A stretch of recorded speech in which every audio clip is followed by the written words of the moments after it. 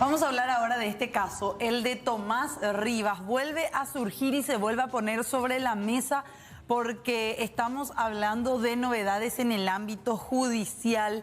La Sala Penal de la Corte destrabó el proceso que afecta al exdiputado colorado. Él es Tomás Rivas, recordarán su caso. Fueron confirmados los 3 camaristas para que continúen con la causa del ex legislador.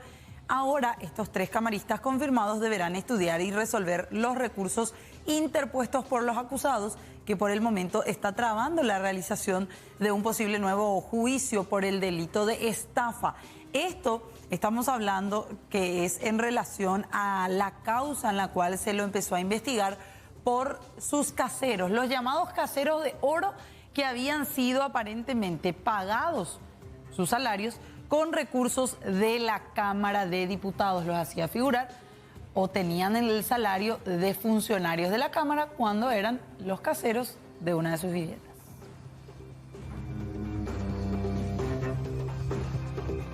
Y hablamos ahora de esto, tiene que ver con un juez, Francisco Goiburú, que perdió sus fueros como magistrado y podrá ser investigado. Esto es lo que se decidió en el jurado de enjuiciamiento, que resolvió hoy retirar los fueros a Francisco Goiburú Martínez, juez de paz y departamento de Paraguarí. De esta manera, seguirá el proceso en su contra por prevaricato. En paralelo, el jurado también inició un enjuiciamiento de oficio por mal desempeño y sospecha de comisión de hecho punible.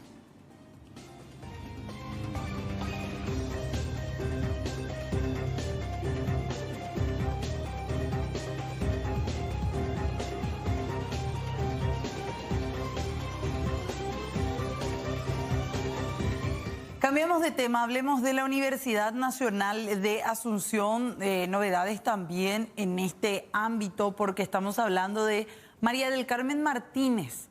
Ella era una alta funcionaria del rectorado de la Universidad Nacional de Asunción. Se presentó el día de hoy en una comisaría en la zona de San Miguel específicamente para dar cumplimiento a la orden de detención que fue librada en su contra por la justicia. Esto para que ella cumpla su condena. Con ese fin es que se ordenó su captura. Ella se terminó presentando. Era conocida, María del Carmen Martínez, como la Comepapeles durante la época de las manifestaciones y todo aquel movimiento del Una No Te Calles, que desencadenaban estas imágenes de archivo de estudiantes universitarios que denunciaban los malos manejos dentro del rectorado. En este sentido, esta mujer debe pasar a cumplir la condena de 3 años y medio de cárcel que le fue impuesto, no solamente a ella, también al ex rector Froilán Peralta. En su caso, él está condenado a 3 años por corrupción. Al quedar firme la condena de ambos, ellos deben presentarse para cumplirla.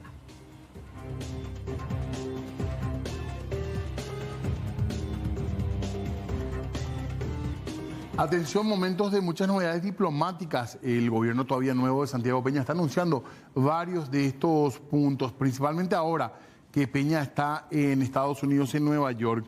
¿Y cuál es la novedad en este sentido? Ahí lo veíamos ya con Netanyahu. Van a reabrir la embajada paraguaya en Jerusalén. Después de 5 años se restablecen las relaciones diplomáticas con Israel, con la reapertura en las próximas semanas de la sede diplomática, tanto en Asunción como en la ciudad de Jerusalén. Así lo anunció Santiago Peña tras reunirse justamente con Benjamín Netanyahu. Peña ratificó que tanto Paraguay como Israel reafirman el compromiso de trabajar unidos, luego de mantener una reunión importante en Nueva York, donde las máximas autoridades están por la Asamblea de la ONU. En el encuentro bilateral también estuvieron presentes el canciller Rubén Ramírez Lescano, Lea Jiménez, Javier Jiménez, el ministro de Economía, Carlos Fernández. Entonces, hablamos de esto. La Embajada de Paraguay va a volver a tener sede en Jerusalén y también se anuncia la reapertura de la Embajada israelí en Asunción.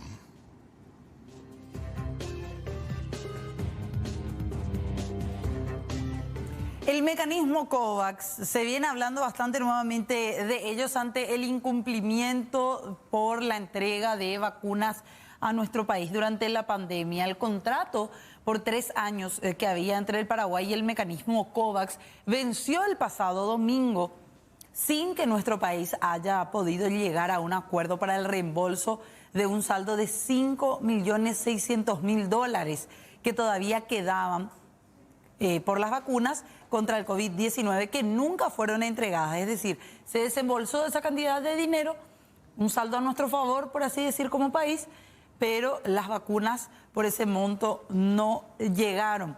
Al no existir un acuerdo, la Procuraduría General de la República analiza recurrir a un arbitraje internacional para recuperar dicho monto de dinero que el organismo hasta ahora se muestra reticente a devolver.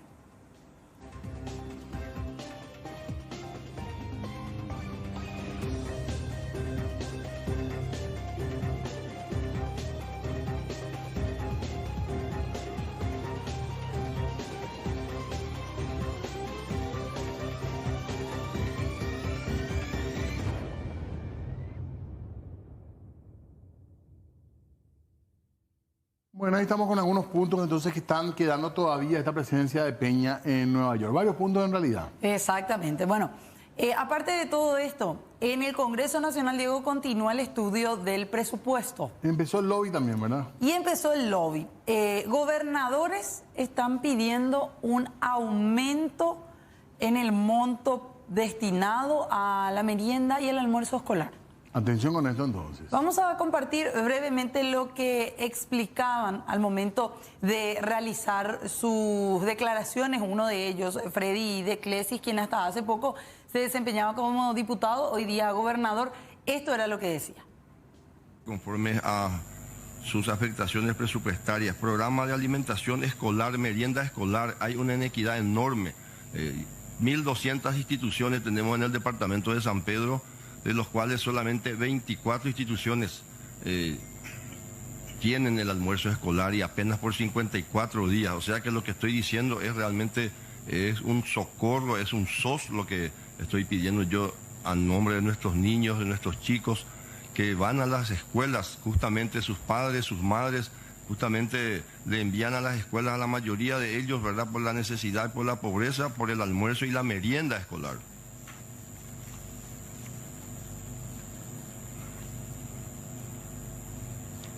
Actualmente el departamento de San Pedro cuenta con 1.200 instituciones educativas, de las cuales educación inicial hasta 6º grado, con 59.280 alumnos matriculados. El 7º grado al 9º grado, 21.322 alumnos matriculados. Primer curso al 3er curso, 17.760 matriculados. 3.551 alumnos matriculados en educación permanente.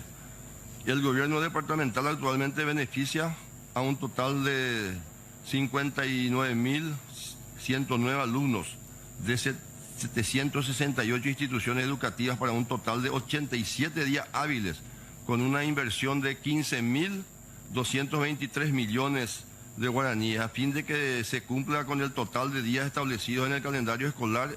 Y al total de alumnos matriculados en educación inicial se requiere un adicional de 16.536 millones. Programa alimentación escolar, almuerzo escolar. Para el presunto ejercicio fiscal, el gobierno departamental está beneficiando a un total de 3.587 alumnos, nada más de los 59.000, alcanzando esto a 24 instituciones educativas con una inversión de 8.335 millones de guaraníes, a fin de que se cubra con la totalidad de días. Bueno, ahí estábamos compartiendo lo que decía uno de los gobernadores. Esto es parte, en teoría, del Ejecutivo no tiene que haber lobby de los ministros. Sí. Sin embargo, uno ya picó en punta, ¿verdad? Sí. Que fue el Tigre Ramírez.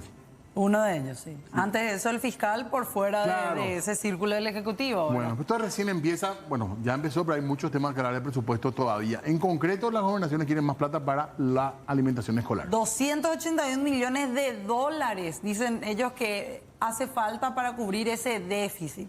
Y quería nada más Sí. comentar, este año el presupuesto es de 158 millones de dólares, lo que tienen los 17 departamentos para almuerzo escolar. Y para el venidero se proyecta en el presupuesto de gastos para el año que viene, en el 2024, 165 millones de dólares. Ellos piden 281. Bueno, lastimosamente, de esto que tendríamos que hablar con otro tono, cuando hablamos de esto ya la gente piensa en corrupción. ¿Y por qué? Por los antecedentes. Porque no se cumple. No se cumple. Porque no se rinde cuenta. No se rinde, las gobernaciones no rinden Se cuenta. robó. La gente se queja del nivel de alimentación, de la calidad. ¿Cuántos pedidos de intervención de gobernaciones en donde uno va a las instituciones de esos departamentos y dicen, no, acá nunca llegó el almuerzo, la merienda, absolutamente nada? Exactamente. Y los casos que no se investigaron porque le hicieron el bloqueo nomás, ¿verdad? Claro. Porque hubo muchísimas denuncias, Pero en los papeles está que se gastó, pero en la realidad no. Qué pena, porque lamentablemente el eslabón, el final, son los chicos que son los que sufren realmente de esto, ¿verdad? Las niñas y los niños. Cambiamos de tema. ¿Cuántos niños lo que hay entonces? Tenemos que empezar a hablar de los números. ¿Cuántos somos? Ya no sé. ¿Quiénes somos? ¿A dónde vamos? ¿Y cuántos somos los paraguayos? El INE 6 millones, bajo la 6.000. lupa, ¿está bien? 6 millones nomás había sido. 6.000 no, un poquito más. Bueno, van a interpelar al director del INE, ¿verdad? Hay un pedido. Él aparentemente está predispuesto a ir. La interpelación, bueno, finalmente digamos que no es vinculante, pero es incómodo. Claro. No es lo mismo que una reunión, hay pues distintas instancias, ¿verdad? Sí. Esto vos te vas ante el pleno, te tirotean con preguntas y es para evaluar, ¿verdad?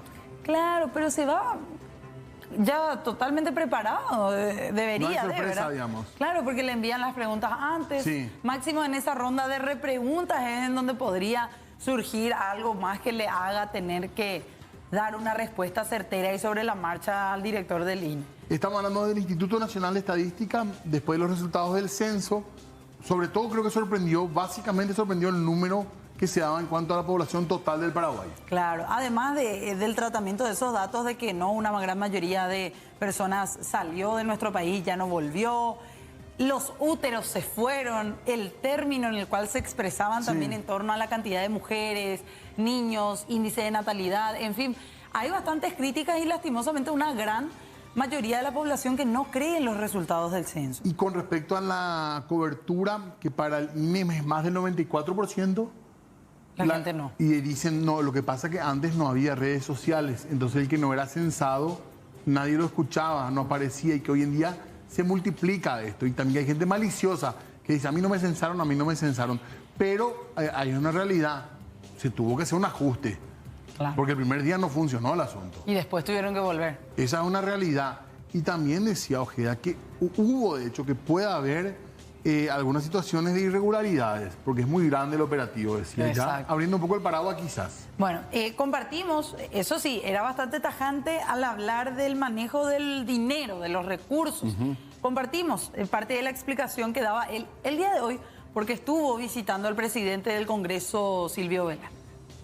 Lo que hay que entender es que el Paraguay hace 21 años viene manejándose con datos de proyección. Y esas proyecciones no se pudieron hacer con los datos del censo 2012. O sea, el censo 2012 tuvo serios problemas que no pudieron aportar la cantidad de habitantes que el Paraguay tenía en ese momento. Por eso se tuvo que recurrir a los datos del año 2002, el último censo del 2002, y a partir de ahí vienen las proyecciones.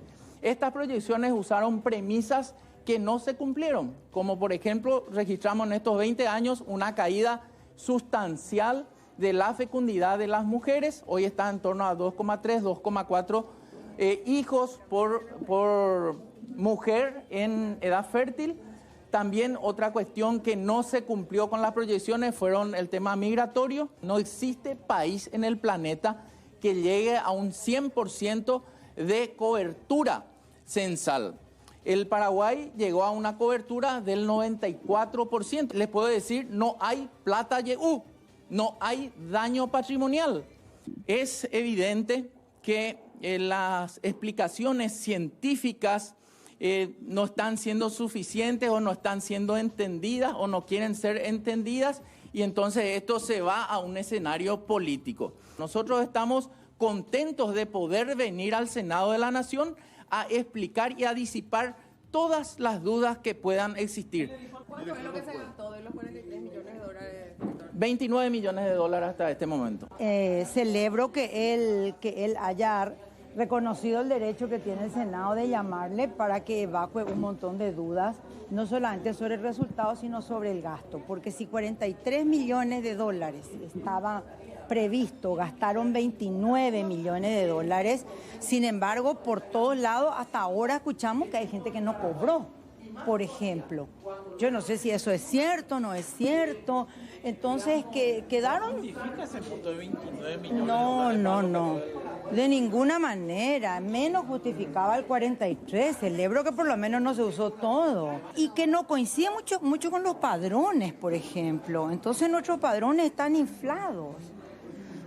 Una serie de dudas. Lo que hay que reconocer es que las dudas son de casi toda la ciudadanía sobre el resultado. O sea, espero que él venga munido de todos sus argumentos y su respaldo de cómo se hizo este censo, porque si no son 29 millones de dólares.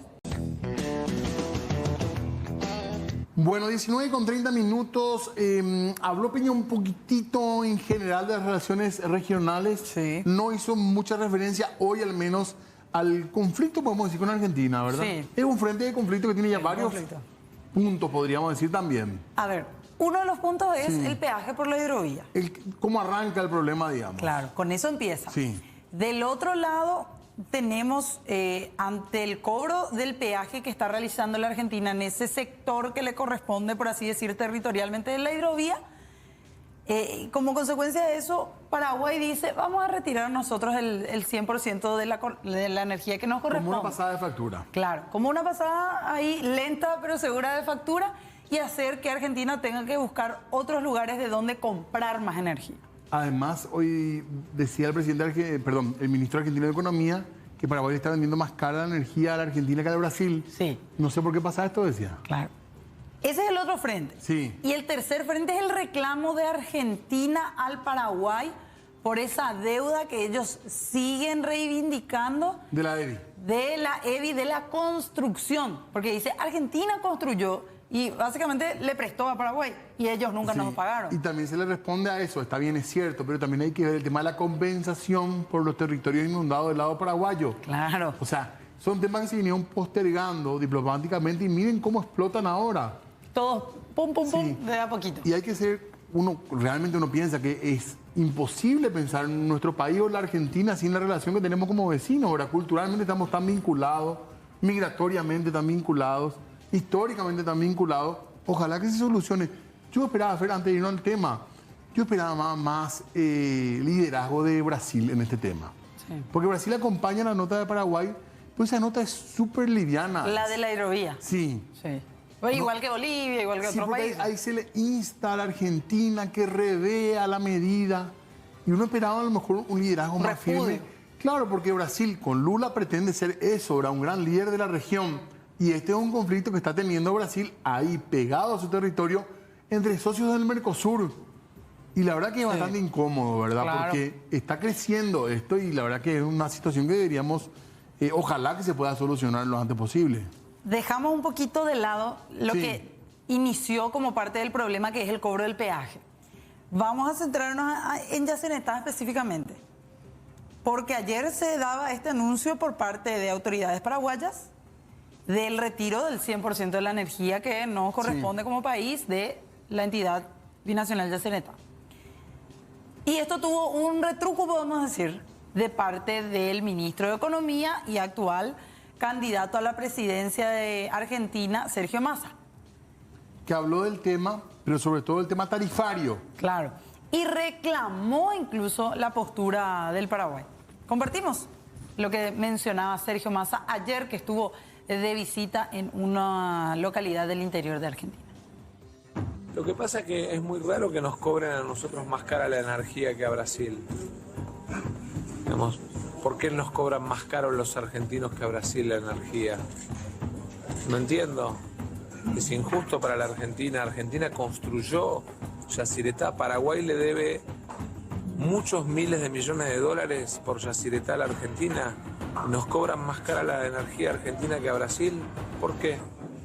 Eso es algo que todavía no encontré que alguien me lo responda. Si consigo que me respondan por qué nos cobran más cara la energía a los argentinos que a los brasileros y por qué no nos pagan la deuda de Yacyretá, voy a entender, digamos, el principio de enojo de Yacyretá o de algunas autoridades paraguayas. Yo creo que en general los gobiernos nuevos, cuando necesitan buscar legitimidad, arrancan con algunas peleas, eso pasa siempre, pero después... ¿Cree que es una movida política del gobierno de Peña? No, yo vuelvo a repetir, me gustaría saber por qué los argentinos tenemos que pagar la energía más cara que la que paga Brasil a la hora de comprarle a Paraguay. Y me gustaría saber por qué los argentinos todavía no pudimos cobrar una deuda de miles de millones de dólares que la EBI o Paraguay tienen con la Argentina por Yacyretá. Necesita legitimidad Santiago Peña como nuevo gobierno y por eso crea estos conflictos, dijo. Claro. Palabra más, palabra menos. Claro, como vamos a buscar un enemigo afuera, como para tratar de buscar una causa que sea nacional. Sí. ¿Eso se puede entender también o no? Es exagerado pensar así. Y sí. Bueno, de cualquier manera hay un par de cosas que tendríamos que insistir nosotros, que tiene que ver con la claridad que necesitamos saber los paraguayos también sobre la deuda, la famosa deuda de la EBI. Claro. Una postura oficial sería buena también tenerla del nuevo gobierno. Bueno, de ese lado siguen los reclamos y es evidente que lo van a hacer de esa manera. No se despega el hecho de que también allí en Argentina hay este cruce electoral que un poco, no sé si nubla, Diego, pero sí forma parte como elemento importante de cualquier declaración que haga Sergio Massa y cualquier otra persona Claro. que esté ligada, ¿verdad? Así como le decía, un momento de nuevo gobierno, también hay que decir que en Argentina es un momento electoral y que también, obviamente, en octubre son las elecciones, falta muy poco, también entra a jugar eso con seguridad. Exacto. Bueno, ¿qué dijo Santiago Peña hace minutos en la Asamblea General de las Naciones Unidas? Él habló de integración, pero habló también de algo que le hace falta a esa integración en Latinoamérica. A ver. Abandonar su antigua imagen de isla rodeada de tierra, como la describía nuestro premio Cervantes, don Augusto Roa Basto, y siguiendo su vocación histórica, geográfica y cultural, convertirse en el centro de la integración sudamericana. Por eso, uno de nuestros principales objetivos estratégicos será contribuir a mejorar la integración regional. En ese sentido, gestionar la hidrovía, los acuíferos, el corredor bioceánico, las hidroeléctricas y la navegación de nuestros ríos son delicados procesos de equilibrio entre la integración y la soberanía de nuestros pueblos. Somos conscientes de los progresos logrados en el camino de la integración, pero no podemos estar satisfechos y debemos avanzar con coraje y determinación. Latinoamérica es la región del mundo con el mayor potencial de desarrollo, pero solo podremos desarrollar ese potencial respetándonos, trabajando juntos y en armonía. El Paraguay... Bueno, esto es lo que decía Peña recientemente, ¿verdad? Entre otros temas, claro que sí.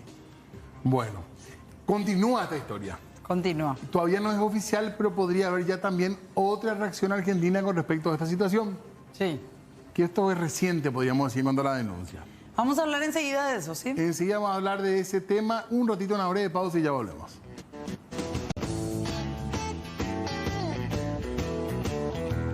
19:44, estábamos hablando de lo que podría ser otro frente de conflicto, aunque todavía no está oficializado, podríamos decir. Ok. ¿Qué pasó con... ¿Es algo relacionado a camiones cargados con gas? Exactamente. Paraguay, como ustedes saben, importa mayormente de la Argentina de gas que se consume habitualmente de uso doméstico. Vehicular menormente, pero mayormente para las casas. Estos vienen en camiones de la Argentina. ¿Y qué pasa? Normalmente es un trámite aduanero breve, que lleva un par de horas seguramente, y los camiones pasan, por lo general, por Puerto Falcón. Ok. Ahora están retenidos los camiones, algunos desde el sábado, Fernanda. ¿Desde el sábado? Desde el sábado los primeros retenidos y no pueden pasar hasta ahora. ¿Por qué? Y no saben bien el motivo.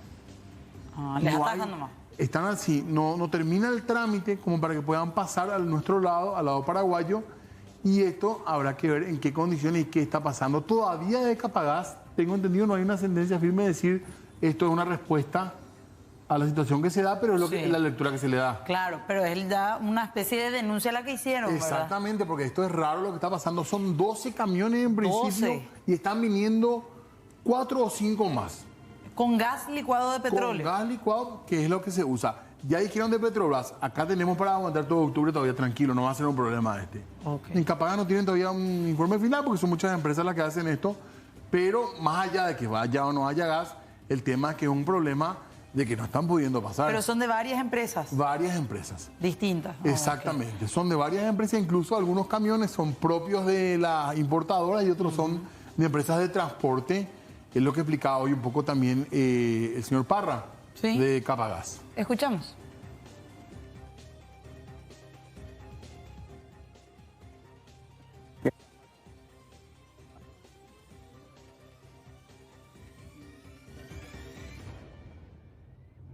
Ya en instantes vamos a estar compartiendo las declaraciones en este sentido de estas unidades cargadas entonces con gas licuado de petróleo. Acá estaba leyendo, a 2 empresas aparentemente corresponden Sí. estos 12 camiones. Compartimos nuevamente lo que decía el señor Parra.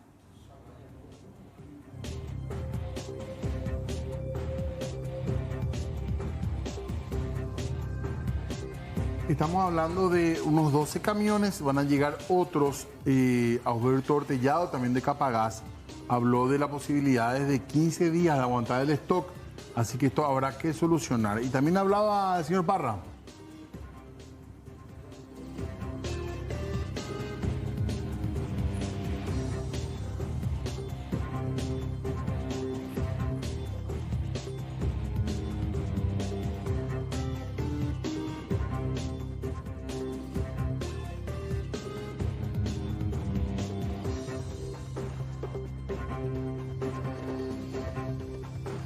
Bueno, esperemos que se solucione esto. Tendremos seguramente respuesta en algún momento. Todavía tampoco hablaron las autoridades paraguayas en la zona, que seguramente con el cónsul en Clorinda también debería Sí.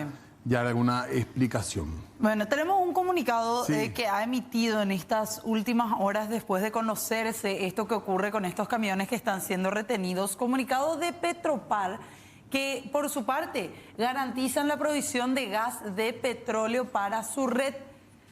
Dice Petróleos Paraguayos, Petropar comunica tanto a la ciudadanía como a los operadores que tiene stock suficiente de gas licuado de petróleo hasta finales del mes de octubre, Diego, para garantizar de esta manera la provisión para su red hasta esa fecha más o menos. Exactamente. Argentina es el principal proveedor. También está la vía o la posibilidad boliviana Sí. de gas a través del Chaco.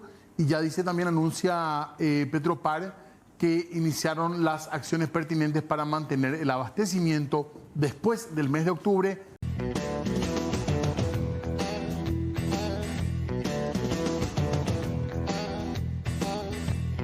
Paraguay ya tiene un amplio antecedente con casos de universidades que inciden en faltas de diversos tipos, ya sea por deficiencias documentales o el desarrollo de carreras sin habilitar, así como también estudiantes universitarios que son denunciados por el uso de documentos falsificados. Un caso de gran impacto fue la intervención del Consejo Nacional de Educación Superior, que cerró 14 carreras no habilitadas de una reconocida universidad de la capital con filiales en varios puntos del país, dejando la deriva a unos 9.000 estudiantes en el año 2017. Otro ejemplo del año 2022 fue el cierre de 2 carreras de medicina en una universidad del barrio Loma Putá de Asunción y su sede en Ciudad del Este, tras haberse detectado el intento de emitir títulos falsos a personas que no habían cursado materias, encontrándose en estos firmas falsificadas del Ministerio de Educación y Ciencias. Lo más reciente fue la detección de un esquema de falsificación de certificados académicos que fueron utilizados por estudiantes de medicina de la Universidad del Sol para cursar solo los últimos años de la carrera. Hoy, en Puntos de Vista, te contamos de qué se trata este nuevo método de fraude.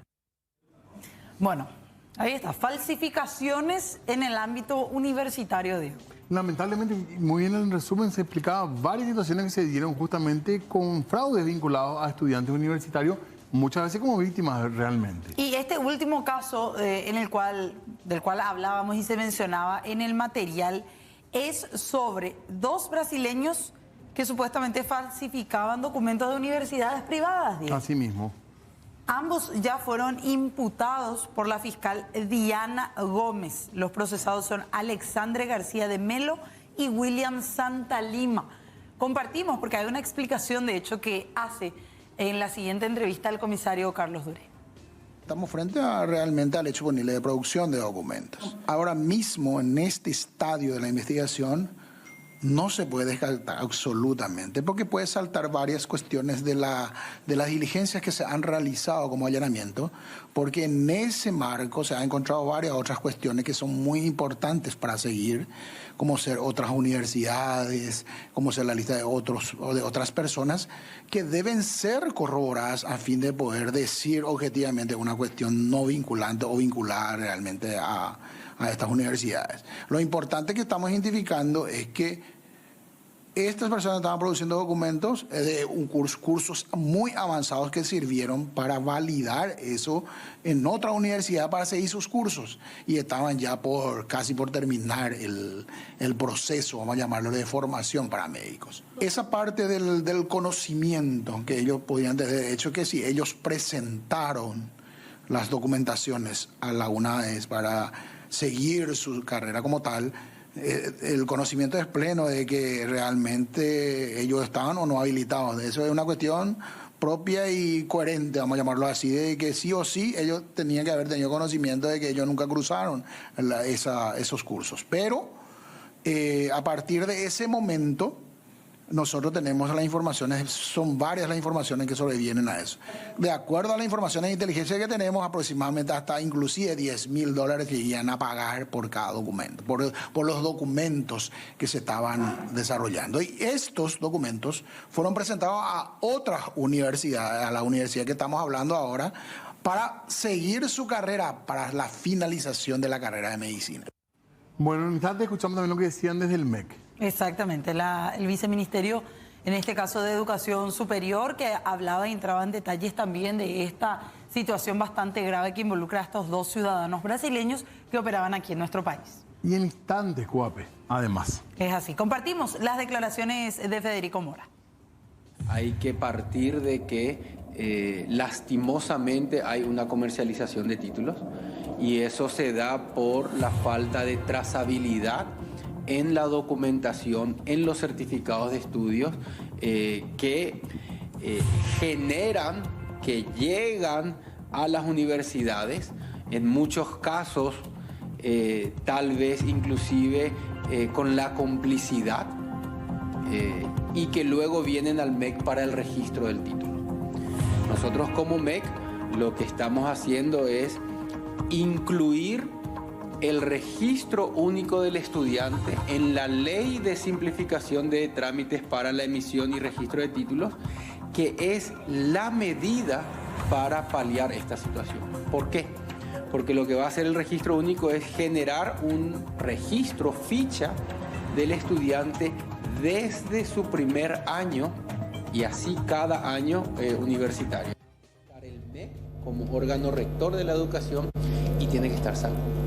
Entonces lo que nosotros ahora vamos a proponer es que salud tome protagonismo en esta mesa de conversación, no solamente CONES reglamentando los procedimientos de prácticas, sino sobre todo salud. Que salud nos diga si creo que se cumplen las cargas horarias o no se cumplen, si vemos que hay o no suficiente lugar, si creemos que si distribuimos de esta forma podemos efectivamente brindar lugar para todos los estudiantes que hoy está generando el sistema. Entonces, lo que queremos ahora es darle ese protagonismo a salud. Tiene que estar el MEC